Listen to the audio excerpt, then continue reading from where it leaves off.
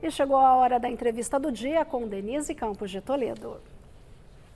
E vamos falar agora do cenário político. Eu converso com o Cláudio Couto, que é cientista político e professor da FGV e AESP. Professor Cláudio Couto, boa noite, obrigada pela presença. Boa noite, Denise, obrigado pelo convite, prazer estar contigo.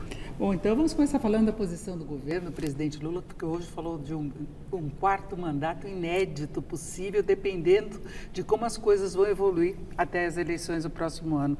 Mas a gente percebeu nesta semana o governo meio que saindo do córner, né? Ele reagiu, inclusive as redes sociais registraram isso, argumentando. Começou com aquele discurso ricos contra pobres, que parece até uma coisa muito arriscada, porque classe média alta, parte da classe média, os ricos que também votaram nele, ficariam excluídos. Mas teve vários outros fatores, talvez até o Congresso tenha dado munição, né? Eu acho que o Congresso deu bobeira, né, nessa história. E deu bobeira porque abusou.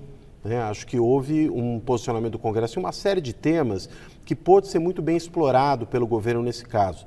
Se falava muito do IOF, da cobrança do IOF, se criticou o governo por isso, mas eu entendo que esse decreto do IOF, que depois foi derrubado pelo decreto legislativo, era muito mais aquilo que a gente chama de um bode, né? Quer dizer, bota um bode na sala para depois poder negociar alguma coisa. E acho que nesse sentido o governo está conseguindo, pelo menos até esse momento, encaminhar nessa direção.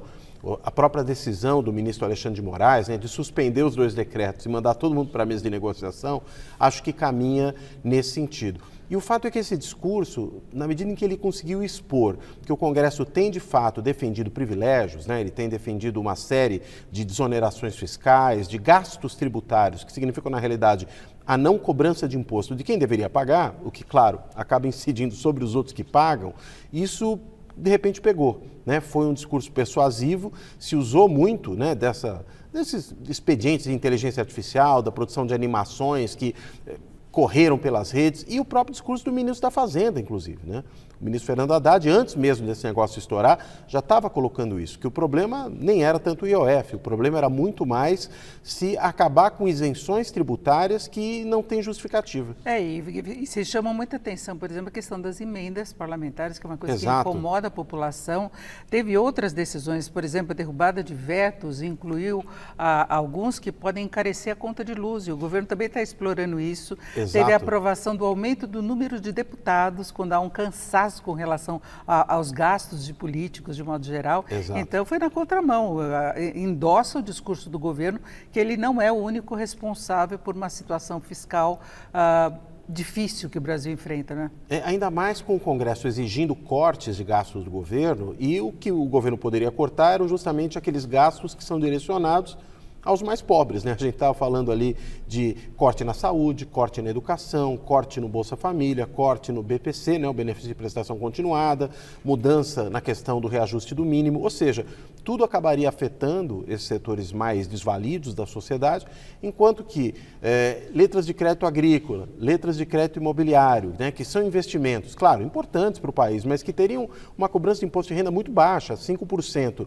Não se admite nada quanto a isso, não se admite cortar super salários de certos setores do funcionalismo, Esses gastos com emenda que são brutais, a gente está falando de mais de 50 bilhões de reais que são gastos com emendas parlamentares. E ainda vão pipocando escândalos, investigações da Polícia Federal que mostram o desvio desses recursos. Eles são destinados sem a identificação de quem seria o responsável, e depois se descobre que houve desvio de recursos na ponta final. Exato, e não é só a falta de identificação de quem mandou, A gente tem também aquelas chamadas emendas PIX, que fazem parte das emendas impositivas, ou seja, aquelas que o parlamentar individualmente manda para o município, para algum outro lugar, e que tem que ser executado pelo executivo, mas que na realidade não tem destinação específica, O dinheiro vai para lá e pode ser gasto com qualquer coisa.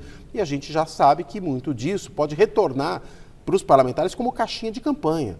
Então é muito preocupante, sobretudo quando se fala de municípios menores. Então há problemas aí e acho que todo esse imbróglio, toda essa crise acabou servindo para expor esses problemas, para mostrar que não era nem o rei, né, mas que os reis estavam nus, no caso, os reis do Congresso. Agora, o governo deu condições de a base de apoio dele acabar reagindo, porque estava meio sem argumento, né? Vou defender como, né? Não adianta se apegar nessa questão de desemprego muito baixo, porque há problemas em relação à inflação, uma série de coisas. Agora, existe uma crise política, né? A gente viu surpresas aí com as reações de Hugo Mota, por exemplo, que se imaginava aliado, que obteve apoio do governo para ser eleito presidente da Câmara, e ele colocou em votação a questão do decreto do IOF de um dia para o outro, de uma noite para o dia, não é? Então pegou o governo de surpresa, todas as lideranças. Alcolumbre, ele é menos hostil, mas ele quer cargos, né? Ele tem cargos a entregar, ainda a base que o apoiou. Ele é menos hostil, mas tem muito apetite. Exatamente. Então tem uma crise política, né? Tem partidos que estão querendo sair do governo, estão pensando nessa possibilidade agora. O PP, a União Brasil, eles estão querendo desembarcar porque vem um governo muito fragilizado.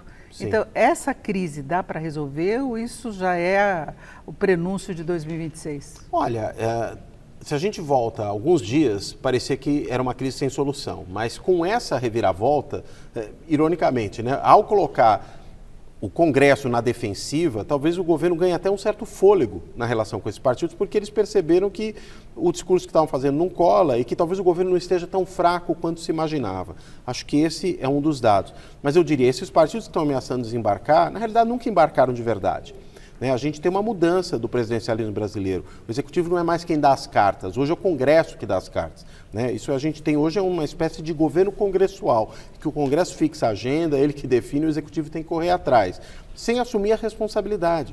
E nessa questão dos gastos, isso ficou muito explícito. Então, acho que o governo, pelo menos, começou a ganhar uma cara, né? O governo carecia de uma marca, de uma identidade, e talvez pautar essa questão de maior justiça tributária e, consequentemente, justiça distributiva da riqueza do país, pode ser alguma coisa que confira a esse governo alguma identidade e lhe fortaleça visando a disputa do ano que vem, o que facilita a relação com o Congresso. Essa questão das medidas de curto prazo aí, tributárias, isso daí o governo ainda pode ter algum trabalho, mas ele pode ter garantido, por exemplo, a aprovação daquela isenção até R$5.000 do imposto de renda. Se o Congresso for contra, isso tem uma repercussão mais pesada, porque atinge o número maior de brasileiros, de contribuintes. Né? E aí vai colar no Congresso, de fato, essa pecha de ter uma maioria que é contrária aos mais pobres. Só que a gente sabe que isso não pode vir sozinho, né? Não adianta você desonerar uma parte da população do pagamento de imposto de renda, que hoje acontece, sem você cobrir esse rombo com outro dinheiro. E esse outro dinheiro seria o quê? Você aumentar o imposto pago pelos mais ricos.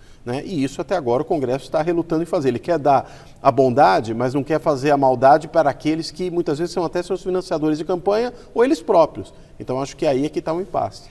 Inclusive eles têm tentado preservar salários com aposentadoria, uma série de outros benefícios. Exato. Que entra nesse pacote também de medidas do próprio Congresso que jogaram contra os parlamentares. Exato. E a favor do governo. Agora nós vamos ter no próximo final de semana, agora no domingo, as eleições do PT para a presidência.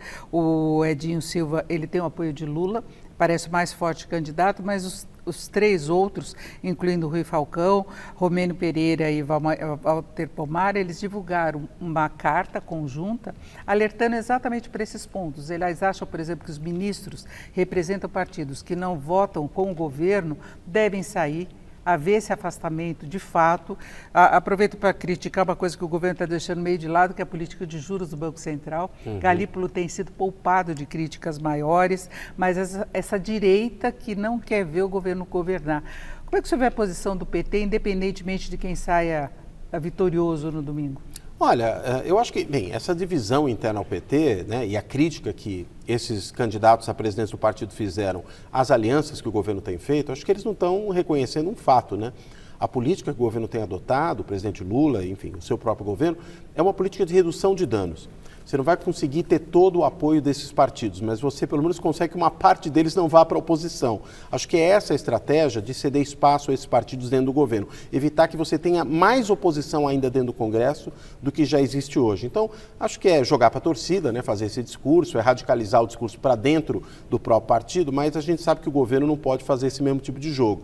Ele tem, claro, muitas vezes que pautar uma disputa, como está fazendo com essa questão de a quem cabe pagar mais imposto, mas ele também tem que saber, muitas vezes, fazer a concessão, fazer o meio de campo, desapertar um pouco esse torniquete para não espanar. E acho que o governo, portanto, tem que equilibrar mais isso do que esses candidatos da oposição à direção principal do PT hoje fazem.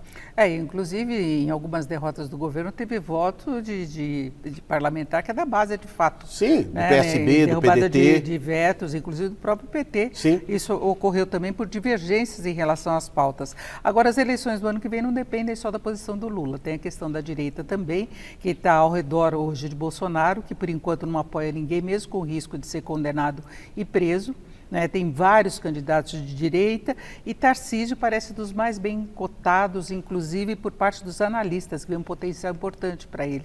Qual a sua expectativa hoje em relação às eleições? Olha, acho que vão ser eleições muito difíceis para o presidente Lula, tendo em vista o que as pesquisas mostram hoje. Claro que a gente precisa ver quais vão ser as consequências, não só imediatas, mas de médio e longo prazo, eu quero dizer até a eleição do ano que vem, com relação a essa possível saída das cordas que o governo hoje ensaia, se ele vai realmente sair das cordas, se vai aumentar a sua popularidade, porque isso é que vai definir a disputa do ano que vem. E há uma outra eleição que é muito importante, aliás, o próprio bolsonarismo está colocando mais as fichas aí, parece, do que na eleição presidencial, que é a eleição para o Congresso. Porque tudo isso que a gente está falando aqui, das dificuldades que o Congresso cria para o governo, do tanto de gasto que ele gera, dos privilégios que ele defende, se não houver uma mudança da maioria do Congresso, nada disso muda. Então, ali você tem também uma disputa muito importante. E parece que o governo não deu ainda atenção para ela. Está tão preocupado com a eleição do Lula que esquece que é importante ter também um Congresso que não seja tão hostil quanto esse que há agora. E no caso de uma vitória de Lula, com a tendência que nós temos hoje, ele pode enfrentar um Congresso pior ainda em termos de oposição, uma oposição fortalecida, que seria a tendência de uma eleição mais de direita para o Congresso. E que seria negativa não só para um eventual quarto governo Lula, mas seria muito problemática também do ponto de vista da democracia, se confirmar ali a ideia de fazer, por exemplo, o impeachment de ministro do Supremo. Por mais errados que muitas vezes os ministros supremos estejam em certas questões, você usar o impeachment de ministro supremo para fazer briga partidária é matar a democracia. Então, essa sinalização que está sendo colocada de forma explícita, ninguém está escondendo isso, é uma coisa muito preocupante. Por isso que eu acho que a eleição para o Congresso tem essa importância estratégica. A gente vai saber se, afinal de contas, vai ter um Congresso favorável à democracia, e não só aos mais pobres ou mais ricos, ou um Congresso que pode atacar a democracia se, porventura, resolver atacar o Supremo Tribunal Federal. Com divergências maiores entre os poderes, inclusive, por mais que se critique a posição de Moraes, eu acho que dessa vez ele não quis comprar briga com nenhum lado, Não, ele forçou a negociação, Ele falou, vocês que se resolvam. Exatamente, vocês se entendam. Colocando, inclusive, questionamento dos dois lados, Sim. que os dois lados podem estar errados, Exato. Tanto o Congresso por derrubar um decreto que o governo teria condições de aprovar, como a posição do governo. Mas isso vamos continuar acompanhando. Agora, em relação a Bolsonaro, o senhor acredita que ele possa dar alguma indicação em breve? Olha, eu acho difícil que ele faça qualquer indicação antes de sair o resultado do julgamento a que ele está sendo submetido no Supremo. Acho que só depois desse julgamento é que ele provavelmente vai sinalizar a quem emprestará o seu apoio. Por quê? Porque até lá ele vai valorizando seu passe, vai valorizando o preço desse apoio. Antes disso, eu acho muito difícil ele tomar qualquer posicionamento. Perfeito, eu agradeço muito a presença aqui do Cláudio Couto, que é cientista político e professor da FGV e AESP. Muito obrigado, uma boa noite. Obrigado, Denise. Com vocês.